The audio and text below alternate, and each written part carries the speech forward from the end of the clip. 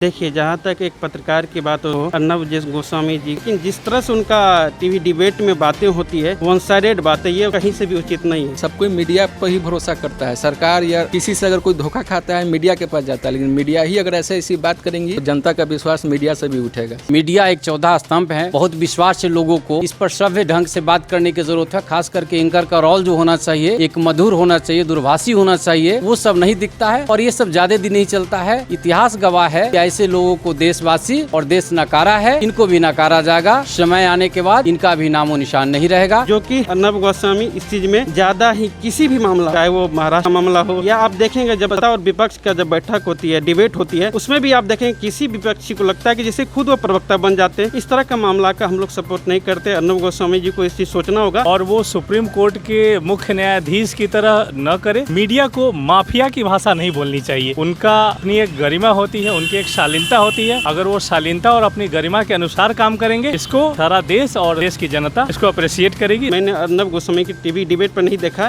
कि शिक्षा की बात हो, रोजगार की बात हो, इस पे कभी वो डिबेट नहीं करेंगे। लेकिन जहाँ भी आएगा कुछ इस तरह से धर्म की बात, इस तरह की बात, जिससे कि एक उन्माद फैले। जितने भी मीडिया न्यूज चैनल खोलो वो धर्म पे आधारित बात करेंगे, जातिवाद बात करेंगे, लेकिन नौकरी की बातें कोई नहीं कर रही है। कहीं न कहीं ऐसा लगता है कि जो मीडिया के संपादक, मुख्य संपादक, उनके जो एंकर्स होते हैं, वो राजनीतिक पार्टी और राजनीतिक पार्टी के कार्यकर्ताओं की भाषा बोलने लगे हैं। ऐसा दिखाइए कि जो समाज हित की बात हो, जो जनहित की बात हो, युवाओं की बात हो, छात्र नौजवानों की बात हो। लेकिन आप ऐसे मुद्दे को लेकर हमेशा डिबेट करते हैं जिससे उन्माद फैले, दूसरे को द्वेष पैदा करें, घृणा पैदा कर रहे हैं, डर घोलने का काम कर रहे हैं। इस तरह के मुद्दे से स्तर मीडिया का गिरता गया है। सुशांत मामले को लेकर अर्नब गोस्वामी जिस तरह मुख्यमंत्री उद्धव ठाकरे पे सड़क छाप भाषा का प्रयोग करते हैं, कहाँ तक सही है? बिल्कुल सही नहीं है। मीडिया जो है वो हम सभी जानते हैं कि मीडिया आम जनता का जो आँख होता है। अगर हम मीडिया ही अगर हमें अभद्र भाषा का प्रयोग कर रही हैं किसी भी राजनीतिक दल के या किसी भी राज्य के मुख्यमंत्री पर, बिना वो कानून अभी तय करती है कि कौन दोषी है कौन दोषी नहीं है, इसी तरह किसी पर ब्लेम करना ये गलत है। देखिए, ये लोकतंत्र और मीडिया के लिए ये अच्छी बात नहीं है, क्योंकि इस तरह के मीडिया में बातें करना और शब्द को प्रयोग करना कहीं लोकतंत्र में कहीं इसको इजाज़त नहीं मिल देती है। अर्नब गोस्वामी जिस तरीके की भाषा का प्रयोग कर रहे हैं, ये इस भाषा का जस्टिफिकेशन नहीं किया जा सकता, भाषा को उचित नहीं माना जा सकता। उनको नहीं भूलनी चाहिए कि मीडिया या मीडिया हाउसेस लोकतंत्र का चौथा स्तंभ होते हैं और उन्हें अपनी शालीनता का, अपनी मर्यादा का पालन करना चाहिए। उनकी जो भाषा है, उनकी भाषा अपनी मर्यादा को लांघ रही है, इसलिए उनको इस बात के लिए सचेत रहना चाहिए। जहाँ तक एक पत्रकार की बात हो, अर्नब गोस्वामी जी टीवी डिबेट में बातें होती है, वन साइडेड बातें, ये कहीं से भी उचित नहीं है। पहली बात, आप एक पत्रकार हैं, आपको निष्पक्ष और सभी लोगों की बात को एक सही तरीके से एक अच्छे वे में रखना होता। आप किसी को सीधे आप दोषी ठहरा देंगे, ये काम कानून का है, आपका नहीं काम है दोषी ठहराना। आपका काम है बातों को उजागर करना। लेकिन कुछ लोग ना जाने क्यों इस तरह के बयान देकर के सुर्खियां बने रहने चाहते हैं। हम लोग इसका घोर निंदा करते हैं, क्योंकि जो भारत की सभ्यता है, जो संस्कृति है, उससे आदमी को उसके अंदर में रह करके अपनी बात को रख सकते विरोध। जो कि अर्नब गोस्वामी इस चीज़ में ज़्यादा ही किसी भी मामला हो, चाहे वो महाराष्ट्र का मामला हो या आप देखेंगे जब सत्ता और विपक्ष का जब बैठक होती है, डिबेट होती है, उसमें भी आप देखेंगे किसी विपक्षी को लगता है कि जैसे खुद वो प्रवक्ता बन जाते हैं। इस तरह का मामला का हम लोग सपोर्ट नहीं करते। अर्नब गोस्वामी जी को इस चीज़ सोचना होगा कि इनके कारण नीच स्तर तक टीवी लेवल का जो डिबेट जाते जा रहा है। जब तक किसी पर दोष साबित नहीं हो जाता, तब तक हम किसी को दोषी नहीं मान सकते और वो सुप्रीम कोर्ट के मुख्य न्यायाधीश की तरह न करे। मीडिया को माफिया की भाषा नहीं बोलनी चाहिए। उनका अपनी एक गरिमा होती है, उनकी एक शालीनता होती है।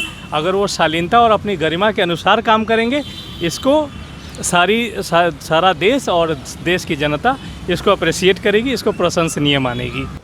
मीडिया अपना स्तर क्यों गिरा रही है? मीडिया लोकतंत्र का चौथा स्तंभ माना जाता है। मीडिया अपना स्तर गिरा रही है, इसलिए गिरा रही है क्योंकि मीडिया भी जान रही है टीआरपी बढ़ेगा, पैसा का लालच हो गया है। क्योंकि अब मीडिया, मुझे नहीं लगती, वैसे बहुत कम ही वैसे मीडिया वाले और न्यूज़ चैनल वाले हैं जो सच्चा और अच्छा न्यूज़ दिखाते हैं। जितने भी मीडिया न्यूज़ चैनल खोलो वो धर्म पे आधारित बात करेंगे, जातिवाद बात करेंगे, लेकिन नौकरी की बातें कोई नहीं कर रही है। मीडिया लाइन खुद है जो धर्म में हम लोग को उलझा रही है। बिल्कुल, जिस तरह से आप देखेंगे आज से 5 साल 6 साल पहले मीडिया को जिस तरह से लोग एकदम बिल्कुल मानते थे कि जो मीडिया में दिख रहा है वो सच्चाई होगी, वो सत्य बातें हैं। लेकिन आज की डेट में देखिए मीडिया भी कई बार अपने बयान के बाद वह पलट के माफ़ी मांगे हैं। इस तरह की हरकतें मीडिया ने अपने आप खुद ब खुद स्तर गिराया है, जिसके कारण यह इस तरह से स्तर गिरता जा रहा है। आप दिखाइए, हर किसी का बुराई दिखाइए, लेकिन आप ऐसा दिखाइए कि जो समाज हित की बात हो, जो जनहित की बात हो, युवाओं की बात हो, छात्र नौजवानों की बात हो। मीडिया कहीं न कहीं बायस्ड होती जा रही है। कहीं न कहीं ऐसा लगता है कि जो मीडिया के संपादक, मुख्य संपादक, उनके जो एंकर्स होते हैं वो राजनीतिक पार्टी और राजनीतिक पार्टी के कार्यकर्ताओं की भाषा बोलने लगे हैं, जो कि दुर्भाग्यपूर्ण है। मुझे लगता है कि इस तरीके की भाषा से परहेज करें तो देश की जनता का लोकतंत्र के चौथे स्तंभ मीडिया में उनका विश्वास बढ़ेगा, उस पर उनका कॉन्फिडेंस बढ़ेगा। ये कुछ सालों में ऐसा देखने को मिल रहा है कि एक आपाधापी मीडिया में लग गया है लोगों में कि इससे आगे हम, इससे आगे हम। इसमें जो चौथे स्तंभ का जो संज्ञा दिया गया था मीडिया को, जो एक आम देशवासियों की आवाज बन करके उभरा था, जिस पर लोगों को भरोसा था, उस भरोसा स्तर बहुत गिरा है। और इसमें हमें लगता है कि इसमें मीडिया जो है, जो लोगों का आवाज ना बन कर करके खुद अपने टीआरपी और पैसे कमाने की होड़ में लगे हैं, जो अच्छी चीज नहीं है। गुप्तेश्वर पांडे भी सड़क छाप बातें बोलते हैं, नीतीश कुमार के प्रवक्ता की तरह बात बिल्कुल करते हैं, क्या बिल्कुल मैं मानता हूं गुप्तेश्वर पांडे जी एक बिहार के अफसर हैं, डीजीपी साहब हैं, तो उनको इस तरह से बयान देना चाहिए जिससे कि ये नहीं लगे कि किसी के ये पक्ष में प्रवक्ता टाइप की बातें हों। मैं मानता हूं कि जितने आप अच्छे जानकार, नॉलेजफुल हैं, लेकिन आप भाषण देते हैं जिस तरह से लगता है, लोगों में दिख जाता है। देखिए आप कितना भी छुपाने की कोशिश कीजिएगा, लेकिन आपके अंदर का जो हकीकत है, वो जो बोलने का टोन है, उसे पता चल जाता है। आप बोल रहे हैं इस तरह से, मीडिया खुद बोल रही है और साथ साथ आम जनता बोल रही है, युवा भी बोल रही है कि लगता है जैसे राजनीति में आने वाले हैं।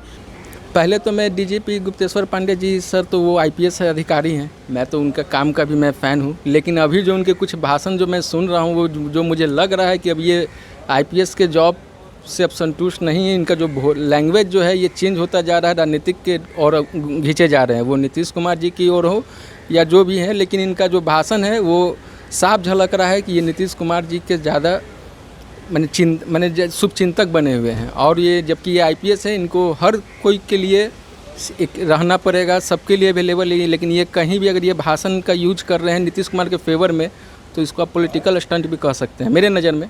देखिए, एक बिहार के एक सर्वोच्च पदों पर बैठे हैं डीजीपी साहब।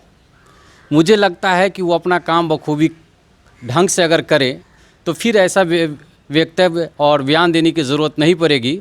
बयान देना पार्टियों का काम है, सरकार का काम है, विपक्ष का काम है। उनका जो काम है वो काम करना चाहिए। इस तरह की बातें नहीं होनी चाहिए। इससे और जो है से कि अच्छी खबर और अच्छी लोगों के भरोसा मैंने जनता की ओर नहीं जाती, इससे बचना चाहिए। क्या लगता है भविष्य में अर्नब गोस्वामी जैसे लोग सुधरने के चांस है? आप बिल्कुल सुधरेंगे, बिकॉज हर कोई अर्नब गोस्वामी या फिर उनकी भाषा का समर्थन नहीं करता। अगर उनके रास्ते पे सारा देश उसी भाषा पर इतने ज़्यादा ही आवेश को लोगों ने अगर उसको फॉलो करना शुरू कर दिया तो ये देश के लोकतंत्र के लिए दुर्भाग्यपूर्ण होगा। जोश के साथ कहीं ना कहीं होश का होना बहुत ज़रूरी है। हमारा देश भारत है, तो हम में कमी है कि हम लोग वैसे इंसानों का टीवी देख रहे हैं, टीआरपी बढ़ा रहे हैं। अगर हम ही अगर जग गए, मैं तो नहीं देखता अर्नब गोस्वामी जी का चैनल, क्योंकि मैं जान रहा हूँ कि वो अब परफेक्ट न्यूज़ नहीं देखा कि वो सिर्फ टीआरपी बढ़ा रहे हैं। और हमारे देश के जितना युवा पीढ़ी है वो सारे से अनुरोध है कि अब वैसा न्यूज़ या कोई भी ऐसे नेता का साथ ना दें जो सिर्फ हमें उलझा के रखे आपस में। मुझे तो अभी नहीं दिख रहा है कि अर्नब गोस्वामी जैसे लोग सुधरेंगे, क्योंकि अभी अर्नब गोस्वामी जैसे लोग बनने के होड़ में हैं। क्योंकि जिस तरह से मीडिया को उस होड़ में शामिल होने के बाद टीआरपी मिल रहा है, जिस तरह से इनकम मिल रहा है, तो हमको लगता है कि अभी तो नहीं सुधरेंगे। शायद समय आएगा, उसका भी परिवर्तन, हर किसी का एक दौर चलता है। अभी अर्नब गोस्वामी जैसे लोगों का लगता है कि इसे दौर चल गया है, या जैसे उन लोगों का टीआरपी बढ़ रहा हो, जिसके कारण लगता है कि यही हमारा टीआरपी एक मुख्य मुद्दा है, जिसके कारण हम लोग यही काम करें जिससे हमको टीआरपी मिलता रहेगा। लेकिन वक्त हर चीज़ का पलटी मारता है, हर चीज़ चेंज होता है, समय पर चेंज होता है, वो वक्त चेंज करेगा। उसी तरह की बातें रख करके मीडिया में छाए रहें, टीआरपी हम लेते रहें और किसी पर विवादित ढंग करके इस तरह से मानो जैसे कि हम युद्ध में बात कर रहे हो। मीडिया एक चौथा स्तंभ है। बहुत विश्वास से लोगों को इस पर सभ्य ढंग से बात करने की ज़रूरत है। खास करके एंकर का रोल जो होना चाहिए एक मधुर होना चाहिए, दूरभाषी होना चाहिए और बात रखने का एक तरीका होना चाहिए, सलीका होना चाहिए। वो सब नहीं दिखता है और ये सब ज़्यादा दिन नहीं चलता है। इतिहास गवाह है कि ऐसे लोगों को देशवासी और देश नकारा है, इनको भी नकारा जाएगा। समय आने के बाद इनका भी नामो निशान नहीं रहेगा।